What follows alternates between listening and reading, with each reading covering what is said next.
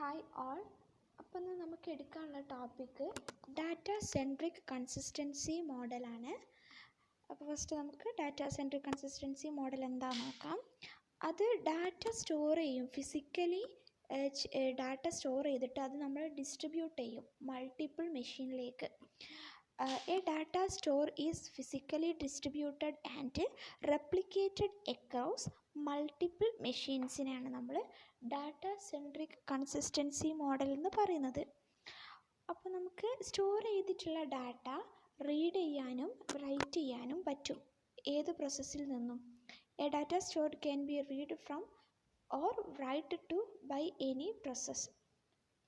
A local copy of the data store replica can support ഒരു fast റീഡിനെയാണ് നമ്മൾ copy data store ചെയ്ത ഡാറ്റൻ്റെ കോപ്പി, അതായത് റെപ്ലിക്ക സപ്പോർട്ട് ചെയ്യുന്നത് ഫാസ്റ്റ് റീഡിനെയാണ്. A write to a local replica need to propagate to all remote replicas. Okay, അപ്പോൾ നമ്മൾ ഡിസ്ട്രിബ്യൂട്ടഡ് ഡാറ്റ സ്റ്റോറിൻ്റെ ചെറിയൊരു ഫിഗറാണ് ഇവിടെ നമ്മൾ കൊടുത്തിരിക്കുന്നത്. Okay.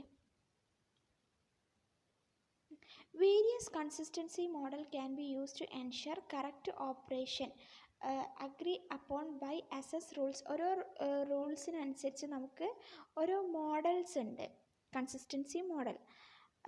There are multiple phases in data consistency. 4 കൺസിസ്റ്റൻസിയാണ് നമുക്ക് പഠിക്കാനുള്ളത്. Strict, sequential, casual and FIFO. അതിൽ സ്ട്രിക്റ്റ് കൺസിസ്റ്റൻസി പറഞ്ഞാൽ അത് തരുന്ന വാല്യൂ എപ്പോഴും സ്ട്രിക്റ്റ് ആയിട്ടുള്ള വാല്യൂ ആയിരിക്കും. അത് സ്ട്രോങ്ങസ്റ്റ് കൺസിസ്റ്റൻസി മോഡലാണ്. അതാണ് സ്ട്രിക്റ്റ് കൺസിസ്റ്റൻസി എന്ന് പറയുന്നത്. Any read on data item x return a value corresponding to most recent write on x. ഇപ്പോൾ നമ്മൾ എക്സാമ്പിൾ പറയുകയാണെങ്കിൽ നമ്മൾ ഫസ്റ്റ് എൻ്റെ വാല്യൂ 1 കൊടുത്തു, ദെൻ നമ്മൾ എൻ്റെ വാല്യൂ 2 കൊടുക്കുകയാണെങ്കിൽ അത് നമ്മൾ പ്രിൻ്റ് ചെയ്യുന്ന ടൈമിൽ 2 ആയിരിക്കും പ്രിൻ്റ് ആവുക. മോസ്റ്റ് റീസെൻ്റ് ആയിട്ട് ഏതാണോ നമ്മൾ അതിൽ കൊടുത്തിരിക്കുന്നത് ആ വാല്യൂവിനാണ് അത് തരിക. അതെപ്പോഴും അപ് ടു ഡേറ്റ് ആയിട്ടുള്ള ഒരു മോഡലാണ്, കൺസിസ്റ്റൻസി മോഡലാണ് strict consistency. Okay, then next sequential consistency എന്ന് പറയുന്നത്. അത് എക്സിക്യൂട്ട് ചെയ്യുന്നത് സെയിം റിസൾട്ട് തന്നെ ആയിരിക്കും ഒരു സീക്വൻസിൽ. If a execution sequence is same then the result should be same sequence.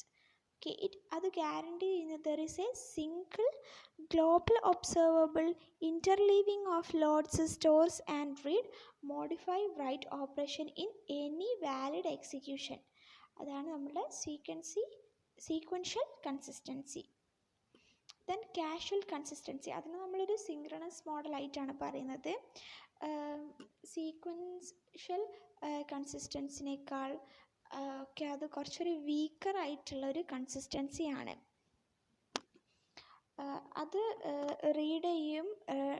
This is a process. It is a process that can read and write the memory even while there is no function in network connection between phases തമ്മിൽ ഒരു network connections ഇല്ലെങ്കിലും അവിടെ റീഡിങ്ങും റൈറ്റിങ്ങും of datas അവിടെ നടക്കുന്നുണ്ട്. അതിനാണ് നമ്മൾ casual consistency എന്ന് പറയുന്നത്.